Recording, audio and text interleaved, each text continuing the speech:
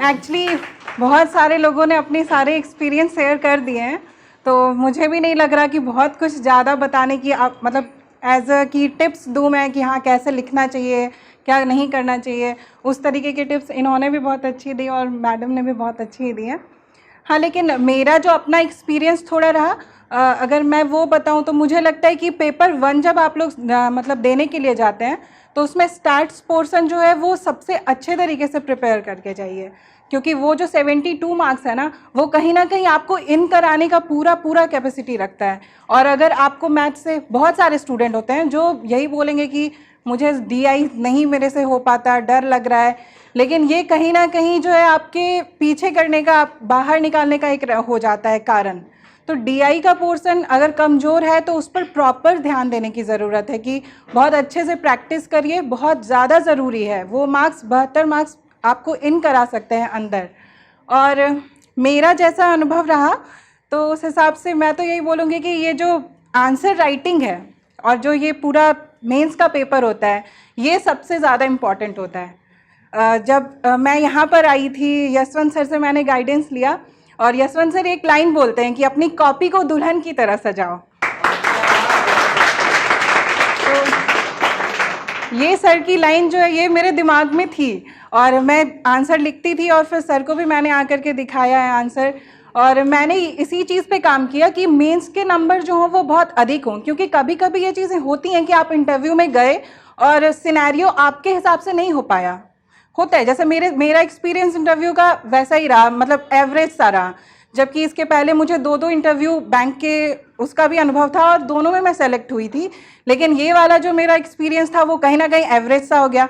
तो मुझे डर था इस चीज़ का कि रैंकिंग हो सकता है ऊपर नीचे हो, लेकिन ये कहीं ना कहीं मुझे मेंस में चूँकि मैंने सर से दिखाया था अपना आंसर लिखकर, तो मुझे कहीं ना कहीं ये चीज़ लग रहा था कि शायद मेंस मेरे लिए सही काम कर जाएगा, और वही चीज़ हुई। तो मैं यही बोलूँगी कि आप लोग भी जितना आंसर लिख सकते हो, और सर की इस बात पर अगर यहाँ जितने लोग बोल रहे हैं कुछ कुछ बात भी अगर आप लोग फॉलो कर लेते हो, तो अभी जो आप लोग आगे मेंस लिखने वाले हो उसमें डेफिनेटली आप लोगों का रिजल्ट तो होना ही है फिर। और आप लोगों को किसी बारे में कुछ पूछना है? अभी मुझे नहीं लग रहा कि कोई डाउट्स बचे भी होंगे, क्योंकि बहुत, हाँ बोलिए।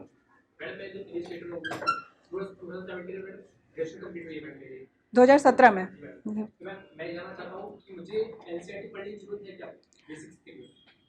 मुझे लगता है कि ये बीपीएससी एग्ज़ाम निकालने के लिए बहुत ज़्यादा इंपॉर्टेंट तो मैं नहीं बोल सकती, क्योंकि जैसा कि है ये एग्ज़ाम अगर आपको निकालना है ना, तो बैक ईयर का अगर आप क्वेश्चन पेपर 10 साल का सॉल्व कर लेते हो पूरा, आपकी आंसर राइटिंग बहुत अच्छी है, तो मुझे नहीं लगता कि बहुत ज़्यादा कोर में अभी जाने की एनसीईआरटी की ज़रूरत है। अगर कम टाइम में आपको करना है तो वैसे आप पढ़ना चाहो तो पढ़ सकते हो, पर बिहार स्पेसिफिक अगर जैसे हिस्ट्री की कोई एक बुक है, मैं नहीं बोलूँगी कि मार्केट में बहुत सारे बुक्स होते हैं वो सारे ले लो और एक एक बार सबको पढ़ जाओ, नहीं।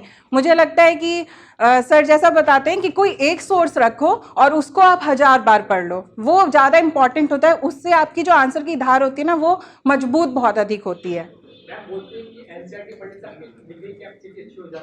हाँ, आपका कॉन्सेप्ट बहुत अच्छा होता है। अगर आपके पास, मैंने बोला कि अगर आपके पास टाइम है तो आप पढ़ सकते हो, ये ठीक है, वो आप पढ़ सकते हो। लेकिन बिहार के लिए अगर स्पेशली अगर मुझे लग रहा है कि जैसे साइंस के सेक्शन होते हैं या इकोनॉमिक्स के सेक्शन होते हैं, इन सब के लिए जो करंट के पूरे चीज़ होते हैं ना, बाहर मार्केट में मैगजीन के से आप पढ़ रहे हो, जैसे जीएसटी का टॉपिक है, या एक साल में जो टॉपिक सबसे ज़्यादा न्यूज़ में रह रहा है वो बहुत अधिक उसमें पूछता है। और कहीं ना कहीं एक तरीके से यूपीएससी टाइप का ही क्वेश्चन इसको बोला जा सकता है, क्योंकि 38 नंबर के क्वेश्चन आते हैं और ऐसा नहीं रहता कि सिर्फ एक क्वेश्चन आ रहा है, उसमें 3 क्वेश्चन बटे हुए रहते हैं। तो सबको आपको 100 शब्द मिनिमम तो देना ही देना है, और कोई भी एक पार्ट आप छोड़ते हो तो वो आपका कहीं ना कहीं मार्क्स कम कर देगा। मेरा हिंदी लिटरेचर था। हाँ।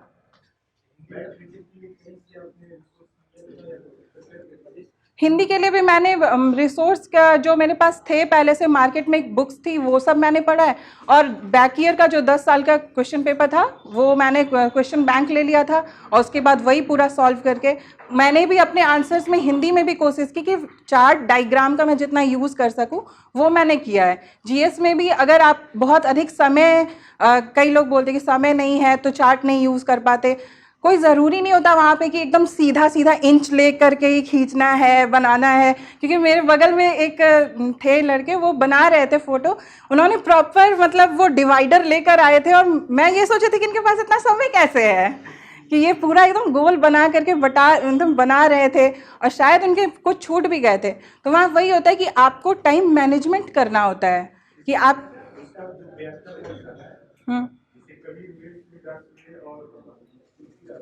हाँ,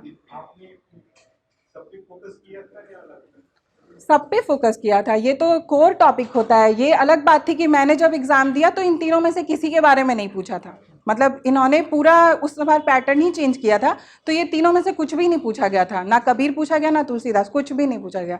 लेकिन हाँ, ये टॉपिक्स बहुत इंपॉर्टेंट हैं, तो इन पर तो आपको फोकस करना ही पड़ेगा। हर एक जो भी टॉपिक है ना इम्पॉर्टेंट, जो 10 साल में पूछे जा चुके हैं, अगर आप उस पर प्रॉपर तैयारी कर लेते हो तो वहीं से क्वेश्चन आता है, क्योंकि क्वेश्चन रिपीटेड रहते हैं, कोई चेंज करके अलग सा नहीं आता, एक ही चीज़ रहती है और वो रिपीट ही होते रहता है। जो अल्टरनेटिव ईयर का है वो ही घुमा करके फिर से पूछते हैं। इवन इस बार तो जीएस में पिछले बार के क्वेश्चन भी रिपीट कर देंगे, वो पश्चिमी शिक्षा वाला जो शायद बिहारी शिक्षा वाला था जीएस में, तो वो चीज़ होती है। और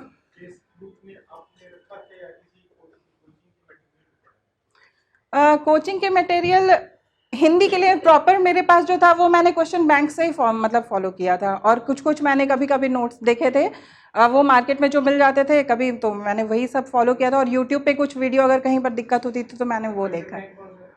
संदर्भ का मैंने लिया था, हाँ, 10 साल का जो बैक ईयर था वो मैंने लिया था, और जीएस के लिए भी प्रॉपर यही है।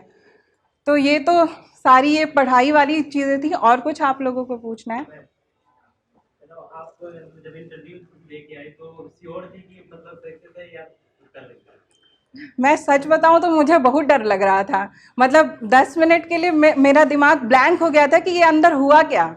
मतलब जब मेडिकल का मुझे फॉर्म भरना था तो मेरे पेन वहीं पर ऐसे करके मैं पेन ना सोच रही थी कि ये क्या हुआ, तो वो मुझसे पूछ रहे हैं तुम्हें तुम्हारा डेट ऑफ बर्थ नहीं पता है? तो मैंने बोला कि सर मैं अभी तक रूम से निकल नहीं पाई हूँ। तो मुझे थोड़ा डर लग गया था कि पता नहीं ये इंटरव्यू में अंदर 15 मिनट हुआ क्या था मेरे साथ। तो लेकिन हाँ, एक उम्मीद थी, और मेरे से ज़्यादा भरोसा सर को मेरे ऊपर था। एक बार को मैं टिक जाती थी कि सर पता नहीं होगा कि नहीं, मैंने तो बोलना छोड़ दिया था, लेकिन सर हमेशा ये चीज़ मुझे कहते थे कि नहीं तुम्हारा होगा जरूर इस बार। तो ये चीज़ था, सर का भी विश्वास कहीं ना कहीं जीत ही गया है। हाँ, और इस तैयारी में बोले,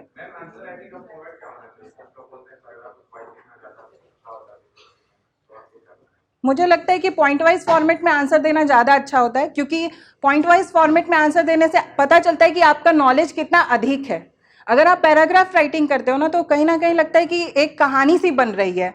अगर जैसे पूछ दिया कि ग्लोबल वार्मिंग का अभी क्या इफेक्ट पड़ रहा है, तो अगर आप उसको पैरा में लिखते हो ना तो वो उतना इफेक्टिव नहीं होता। अगर आप एकदम बुलेट फॉर्म में देते जा रहे हो आंसर कि हाँ इससे जो बर्फ है वो पिघल रही है, इससे जो है वो जैव विविधता घट रही है, ऐसे अगर आप पॉइंट वाइज फॉर्मेट में दे रहे हो तो सेव आप शब्द भी कर रहे हो, और कहीं ना कहीं अट्रैक्ट ज़्यादा करता है, ये ज़्यादा अच्छा इफेक्टिव लगता है कि हाँ, जीएस में मैं बोलूँगी कि पॉइंट वाइज फॉर्मेट में आंसर देना सबसे ज़्यादा अच्छा होता है, क्योंकि इसमें मार्क्स बहुत अच्छे मिलते हैं। वो अगर आपने 6 पॉइंट डाला है ना तो वो एग्जामिनर को डायरेक्ट दिखेगा कि हाँ इसको नॉलेज है, तो वो चीज़ वहाँ काम आ जाती है।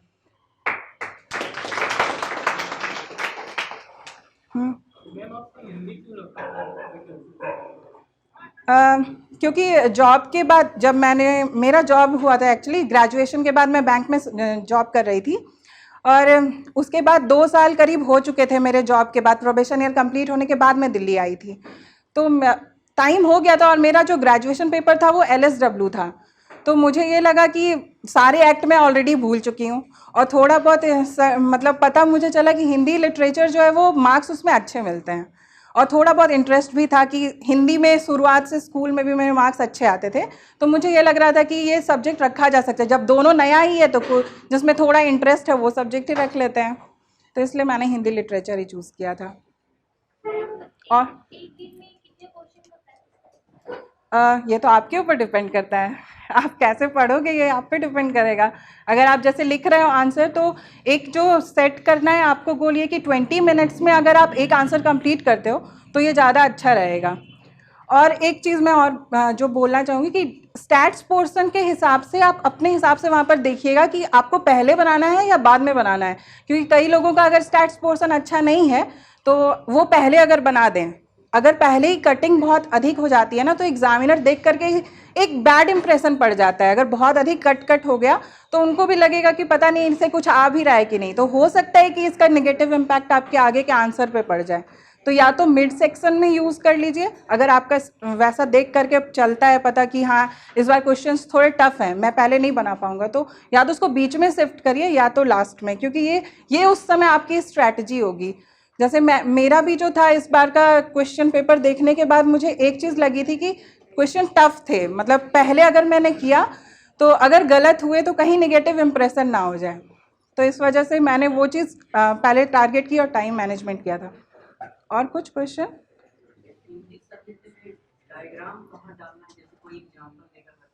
जैसे कि सूरदास के बारे में पूछ दिया कि सूरदास की जो रचना है उसका क्या मतलब, उसमें क्या विशेषताएं आपकी देखते हैं या किस तरीके से वो अलग हैं, तो बीच में आप लिख सकते हो कि सूरदास की रचना की विशेषता, और डायग्राम ऐसे कर सकते हो कि वात्सल्य, मतलब वात्सल्य पे वो ज़्यादा फोकस करते थे, श्रृंगार रस, इस तरह का आप डायग्राम अगर यूज़ करते हो तो वो दिखेगा कि हाँ वात्सल्य वाला प्रधान ज़्यादा था। वो प्रतिबिंब का यूज़ करते थे, मतलब दृश्य बिंब, एक डायग्राम डाले तो वहाँ पे ऐसे ही बिंब का प्रयोग, प्रतीक का प्रयोग, भाषा ब्रज भाषा शैली, इस तरीके का अगर डायग्राम यूज़ कर दिया जाए तो 2 मार्क्स तो एटलीस्ट अधिक मिल ही जाते हैं, क्योंकि नॉर्मली लोग नहीं यूज़ कर पाते हिंदी में। तो ये मुझे आइडिया जो था वो सर ने दिया था कि हिंदी में भी अगर कोशिश कर सको तो डायग्राम्स का यूज़ करना, तो वो मैंने कोशिश की थी।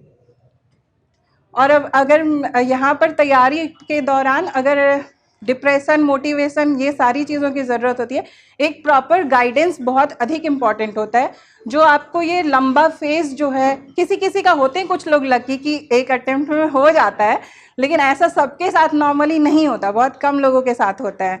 तो जिनका ये फेज लंबा होता है ना, वैसे वैसे उनके अंदर डिप्रेशन, और कभी ना कभी एक समय आता है जब सबको लगता है कि अब क्विट कर जाओ तो बेहतर है, वो टाइम होता है। एक अच्छे गाइडेंस आपको चाहिए और एक अच्छे मेंटोर की ज़रूरत होती है, जो आपके पास अगर हैं तो वो आपको जो है आपकी नैया पार करा देते हैं। तो वो मुझे जो है सर के रूप में मिला था, क्योंकि मेरे भी यहाँ, मैंने नहीं सोचा था कि मुझे इतना लंबा टाइम लगना चाहिए था।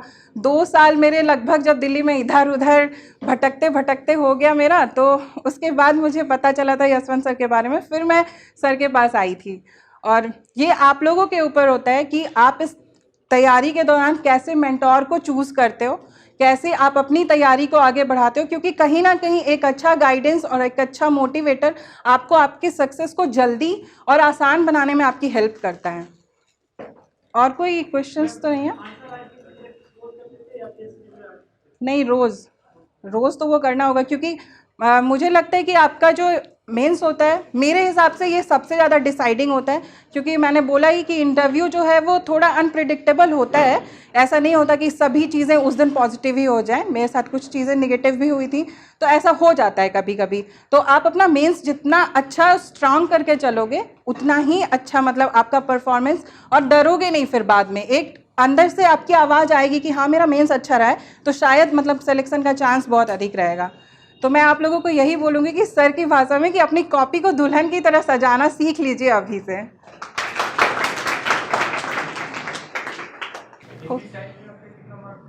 185। हाँ, हो गया।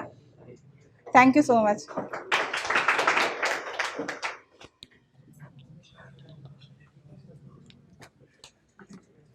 अभी आप लोग और भी पेशेंस रखेंगे, और मुझे लगता है कि सारे आपके करियर के सपोर्टिव चीज़ हो रहा है, तो धैर्य रखना है, क्योंकि यहाँ अगर आप धैर्य रखना सीख लिए तो वहाँ भी धैर्य रख लेंगे, क्योंकि यह धैर्य का ही परीक्षा होने जा रहा है 64वीं, क्योंकि आपका रिजल्ट दिसंबर तक आप सोच लीजिए कि एसडीएम और डीएसपी और जो भी 1465 सीट है और वो आपको मिलने जा रहा है। और मैंने भी कहा है कि बीपीएससी को कि 100 सीट तुम निश्चय परिवार के लिए छोड़ दो, पूरा 100 सारे लोग हैं और काफ़ी लोग आएंगे भी, लेकिन मैंने प्रॉपर कहा कि 100 सीट चाहिए निश्चय परिवार की ओर से, और आप सबकी साथ की जरूरत होगा। और मेरे गुरुदेव यशवंत सर और टीम पूरा बना हुआ है बीपीएससी के लिए और यूपीएससी के लिए भी।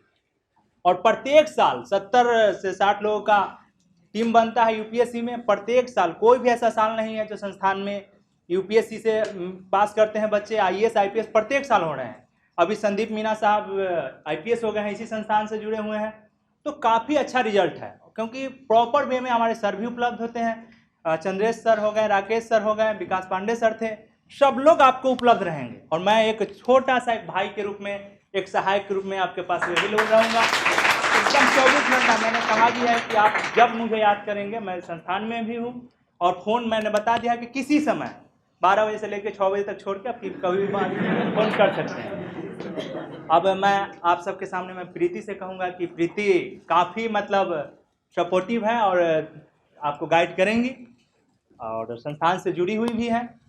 तो आप जो भी पूछना होगा और संस्थान के बारे में जो इनको लगेगा वो अपना डील करेंगी, बताएंगी और फिर आपको गाइड भी करेंगी।